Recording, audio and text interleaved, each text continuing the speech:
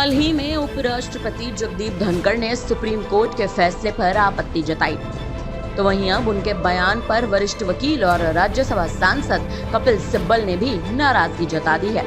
सिब्बल ने उपराष्ट्रपति पर निशाना साधते हुए कहा कि उपराष्ट्रपति को राष्ट्रपति और राज्यपाल के बारे में पता होना चाहिए, जिन्हें मंत्रियों की सहायता और सलाह पर काम करना होता है। कपिल सिब्बल कहते नजर आए कि राज्यपाल द्वारा विधेयकों को रोकना वास्तव में विधानमंडल की सर्वोच्चता में दखलंदाजी है। यह धनखड़ जी को पता होना चाहिए।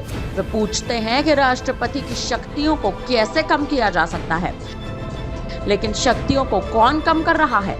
सबसे पहले तो ये जान लेते हैं कि उपराष्ट्रपति जगदीप धनखड़ ने आखिर क्या कहा था।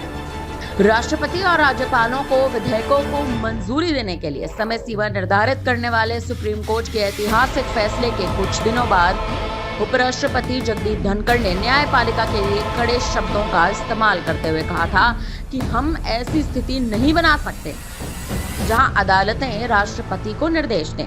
उन्होंने ये भी कहा कि संविधान का अनुच्छेद 142 जो सुप्रीम कोर्ट को विशेष अधिकार देता है, न्यायपालिका के लिए 24 घंटे उपलब्ध लोकतांत्रिक ताकतों के खिलाफ एक परमाणु मिसाइल बन चुका है।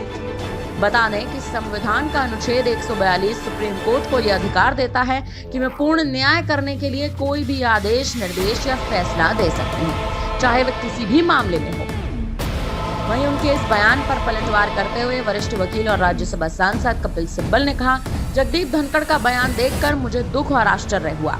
आज के समय में अगर पूरे देश में किसी संस्था पर भरोसा किया जाता है तो वह न्यायपालिका है। जब सरकार के कुछ लोगों को न्यायपालिका के फैसले पसंद नहीं आते तो वे उस पर अपनी सीमाएं लांघने का आरोप लगाने लगते हैं। क्या उन्हें पता है कि संविधान ने अनुच्छेद 142 के तहत सुप्रीम कोर्ट को पूर्ण न्याय देने का अधिकार दिया? राष्ट्रपति केवल नाम मात्र का मुखिया होता है। राष्ट्रपति कैबिनेट के अधिकार और सलाह पर काम करता है। राष्ट्रपति के पास अपना कोई निजी अधिकार नहीं होता। जगदीप धनखड़ को ये बात पता होनी चाहिए।